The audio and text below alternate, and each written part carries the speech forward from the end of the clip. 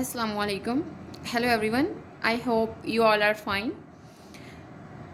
Yesterday I talked about real numbers, some exams related to real numbers, and also the definition of a field. Today I am going to discuss order properties of real numbers. First of all, we will discuss law of trichotomy. Law of trichotomy says that if AB belongs to a real number, means AB are two real numbers, then exactly one of the following is true.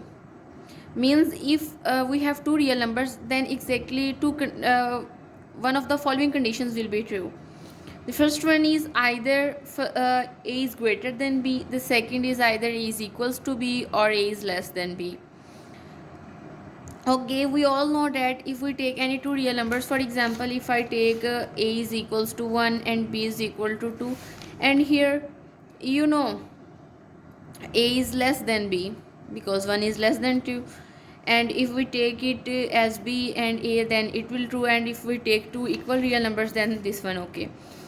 And if we take three real numbers, then if A is greater than B and B is greater than C, then A is greater than C. This condition will also hold. This is known as the law of trichotomy.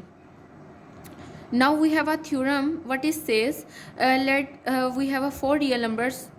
We denote them by A, B, C, D, that are real numbers. Then we have 8 conditions. The first condition is if A is greater than B, then A plus C is greater than B plus C, and A minus C is greater than B minus C. What it means that, let us take two real numbers in which A is greater than B. Okay, I will take A is equal to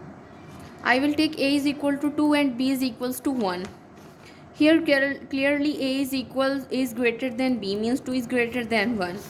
Then if I add a real number C in it, for example, I add if I will take C is equal to 1 and 2 plus 1 is greater than 1 plus 1, obviously it is clear. And also if I subtract, then it will be greater because 1 is greater than 0. Then this condition will hold. Similarly, if A is greater than B and C is greater than D, then A plus C is greater than B plus D. Then we can easily prove. I just mention them, and where I feel the need that I have to explain, then I will explain that property or theorem. Okay. And if A is greater than B and C is greater than 0, then means we have two real numbers, and in which first is greater than the second, and we have a real number that is greater than 0. Means it is not 0 and negative, it just a greater than 0 means positive. Then AC is greater than BC and A over C is greater than B over C. This property we can also prove easily by taking two real numbers.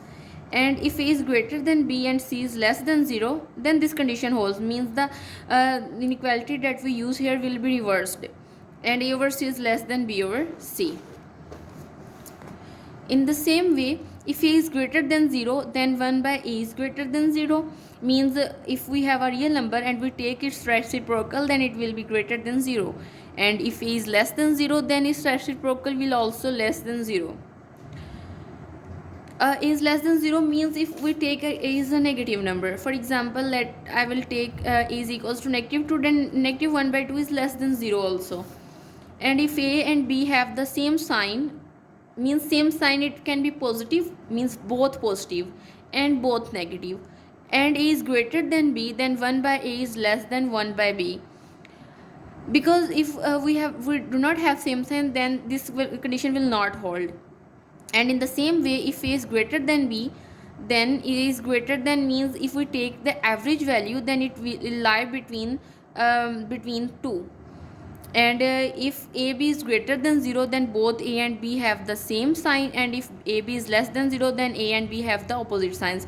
What it says that, for example, I have A and B and they have same signs. For example, I will take both of them negative, and if multiply them together, then I will get 4, and that is surely greater than 0. And if opposite signs, okay, if I take it is positive, then AB is equals to negative 4 and it is less than 0.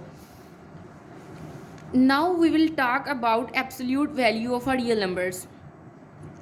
Let x belongs to a real number means x is any real number, and the absolute or modulus of x denoted by x mod means we write x and put two lines along it is given by the formula. What it says that it is x modulus is equals to x if x is greater equal to 0 and negative x if x is less than 0. Means it give a positive value for the values of x greater and equal to 0, and it will give us a negative value if x is less than 0. Now we have absolute value properties. We will take two real numbers, then if we take the absolute value of a negative of real number, then it will become equal to absolute value of a. And if we have two numbers and their separate values, we can separate the modulus on both of the values. And similar way third condition hold. And the fourth is important one. It is a triangular inequality. It is also used in the proofs of many theorems. And what it says that if we have two numbers, means two real numbers, and if we add them and put them absolute value, then it will be less than equals to the absolute value of a plus absolute value of b. In the same way, if absolute value of x is equal to 0, then obviously this is true only when x is equals to 0. Now I will discuss absolute values and intervals. If a is any positive number, then absolute value of x equals to a if x is equals to either plus or minus a. As I discussed earlier that this condition holds. Negative a mod is equals to a mod, then this will accordingly this will be okay. And if x absolute is less than a, then this condition hold. If is greater than a, then these two conditions hold, and accordingly this one. Now the set of real numbers is complete. The proof is very wide and not very wide, but it is used basically in functional analysis. I prove it. I will deal it later, but only we have to remember here that the set of real numbers is complete. Now it's all about today's lecture. Thank you.